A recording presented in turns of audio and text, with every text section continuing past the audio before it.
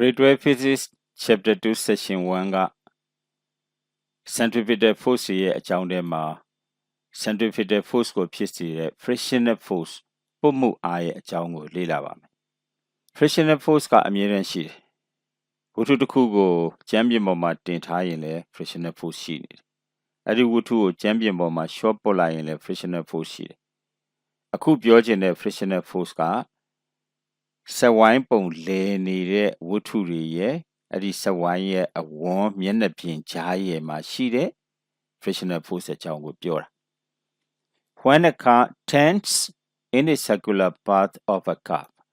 ကားတစ်စီးကအဝိုင်းပတ်မယ်ဒါမှမဟုတ်ရင်လည်းအကွေ့ကိုကွေ့ရတယ်ပေါ့ A frictional force exists between the road and the car tire ကားတာယာနဲ့လမ်းနဲ့ကြားထဲမှာfrictional force ရှိတယ်ကားတာယာနဲ့လမ်းနဲ့ကြားမှာတော့အမြဲတမ်း frictional force ရှိရတယ် frictional force မရှိရင်အဲ့ဒီကားအဲ့ဒီနားမှာပဲ slip ဖြစ်နေလိမ့်မယ်ရှေ့သွားမှာလည်းမဟုတ်အဲ့တော့ frictional force ကတော့အမြဲတမ်းရှိတယ်မော်တော်ကားတာယာနဲ့လမ်းမရဲ့မျက်နှာပြင်နဲ့ကြားမှာ frictional force ရှိကိုရှိရတယ်ဒါကြောင့်မို့လို့ကားတာယာမှာပန်းတွေဖော်ထားတာ friction များအောင်လို့လမ်းကလည်းအသင့်ကျန်းဖို့လိုတယ်လမ်းမကိုသွားပြီးချောမွနေအောင်လုပ်ကားဘိန်းကိုလည်းပြောင်းလဲနေအောင်လုပ်အဲ့ဒါဆိုရင်တော့ဘလို့မှအဆင်မပြေနိုင်ဘူး frictional force ကငကိုရရှိပြီလားအခုအဲ့ဒီ frictional force ကဘာဖြစ်မှာလဲ This frictional force acts normally to the direction of the motion of the car အဲ့ဒီ frictional force ကကားရဲ့ရွေ့ရှားမှုနဲ့တောင်းပန်ကြသက်ရောက်တယ်လို့ပြောတယ် causing the car to move in a cut path ကားကိုမြင်းကွေးအတိုင်းသွားဖို့အတွက်အဲ့ဒီ frictional force ကဖြစ်စေတယ် In this case ဒီဖြစ်ရမှာ the frictional force behaves as a centripetal force frictional force ကဗဟိုချင်းအား centripetal force ကိုဖြစ်စေတယ်အဲ့တော့ဒီနေရာမှာနားလည်ထားဖို့က frictional force ကဒီကားကြီးကိုစဝိုင်းကြီးတဲကိုလဲအောင်အတင်းဆွဲနေတာမဟုတ်ဘူး frictional force ရဲ့ direction ကဗဟိုကိုဥတည်တဲ့ direction ဖြစ်ရအဲ့တော့ကားကရွေ့နေတယ်ဆိုတာလေဒီကားကမောင်းနေလို့ engine ကတွန်းနေလို့ engine ကမတွန်းမဲနဲ့အဝိုင်းမှာသွားရက်ထားလို့ကားကသူ့ဟာသူမလဲသွားဘူးစဝိုင်းပုံလည်းဖြစ်မသွားဘူးကောင်းပြီအဝိုင်းပတ်ထဲကိုဝင်လာပြီဒီကားမှာဘာရှိနေလဲရှေ့ကိုသွားစေတဲ့ tangential force ရှိတယ်ပြီးတော့ tangential force ရှိမှသူက speed ကိုပြောင်းလို့ရမှာလေနေချင်သလားမြန်ချင်သလား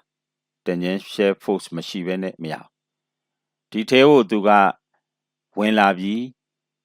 ဒီကိုရောက်တာနဲ့သူကပုံမှန်အားနဲ့ပဲဆက်မောင်းတယ်ဆိုရင် tangential acceleration မရှိတော့ဘူးပေါ့ဒါပေမဲ့ဘာရှိလဲ constant velocity tangential velocity ရှိတယ်ကားကဒီလိုပဲသွားချင်နေမယ်ကားမောင်းတဲ့သူက꿰ရတာပဲဘေးကို꿰တယ်ပေါ့အဲ့လို꿰တဲ့အခါမှာဒီကိုသွားချင်နေတဲ့ inertia ကြောင့်ဒီကားကဒီဘက်ကိုထွက်ချင်တယ်လို့ဖြစ်နေတယ်ဘဟိုခွာတဲ့အားမဟုတ်ဘူးနော်မူလသွားနေတဲ့ inertia ကြောင့်ဒီဘက်ကိုပဲသွားချင်အဲ့ခါကျတော့ဒီဘိန်းကဒီဘက်ကိုရွေ့စေခြင်းတယ်ဒီဘိန်းကဒီဘက်ကိုရွေ့ခြင်းတယ်ဆိုရင် frictional force ဒီကျမ်းပြင်မှာရှိပြီးသား frictional force မှာ direction မရှိဝတ္ထုရဲ့ direction နဲ့ဝတ္ထုရဲ့ရွေ့ရှားမှု direction နဲ့သာသူ့မှာ relative direction ရှိတယ် frictional force မှာကိုယ်ကားက direction ရှိတယ်အရှေ့ကိုသွားရင်အရှေ့ကိုသွားတဲ့ direction ရှိတယ်အနောက်ကိုသွားရင်အနောက်ကိုသွားတဲ့ direction ရှိတယ် frictional force က direction ရှိမနေဘူးသူ့မှာ related motion direction ပဲရှိစေတယ်ကားအရှေ့သွားရင် frictional force ကအရှေ့မသွားအောင်အနောက်ဘက်ကိုဥတီပြီးတော့ပြန်တွန်းတယ်ပြန်ခုခံထားတယ်ကားကညာဘက်ကိုသွားမယ်ဆိုရင်ညာဘက်မသွားအောင်သူကဘယ်ဘက်ကိုပြန်ပြီးတော့ frictional force သက်ရောက်တယ်အခုလည်းပဲ tangential velocity ရဲ့ inertia ကြောင့်ကားဘိန်းကို꿰တော်လည်းပဲ ဒီကားကဒီဘက်ကိုထွက်ချင်တယ်အဲ့လိုမထွက်အောင်လို့ frictional force ကဆန့်ကျင်ဘက်ကိုပြန်ဆွဲထားတယ်အဲ့တော့ဒါကြောင့်မို့လို့အဲ့ဒီ frictional force ကြောင့်ကားကွေ့တဲ့အခါမှာဘိန်းကကွေ့လို့ရသွားတယ်အဲ့တော့ဒါကြောင့်သူကဗဟိုဘက်ကိုဥတည်နေတဲ့ centripetal force လို့ပြောတာပါ frictional force ဒီကစက်ဝိုင်းအလယ်ကနေထိုင်ဆောက်နေပြီးတော့လာသမျှကားဗဟိုကိုဆွဲမယ်အဲ့ဒါလို့မဟုတ်ပါဘူးကားဘိန်းရွေ့နိုင်တဲ့ related motion နဲ့ဆန့်ကျင်တဲ့ frictional force ကဖြစ်တာပါဒီကားကိုကွေ့တဲ့အခါမှာကွေ့တဲ့အချိန်မှာကားဘိန်းရဲ့သဘာဝ force ရဲ့သဘာဝအဲ့ဒီဘိန်းမှာရှိတဲ့ကွေ့တဲ့အခါမှာဖြစ်လာတဲ့ force ရဲ့သဘာဝကစက်ဝိုင်းရဲ့အပြင်ဘက်ကိုထွက်ချင်တယ် frictional force ကအဲ့ဒါရဲ့ဆန့်ကျင်ဘက်ဗဟိုဘက်ကိုပြန်ပြီးတော့ဥတည်ထားပေးတယ်ဒါကြောင့်မို့လို့အဲ့ဒါကိုcentripetal force ကိုဖြစ်စေသော frictional force လို့ပြောတာပါ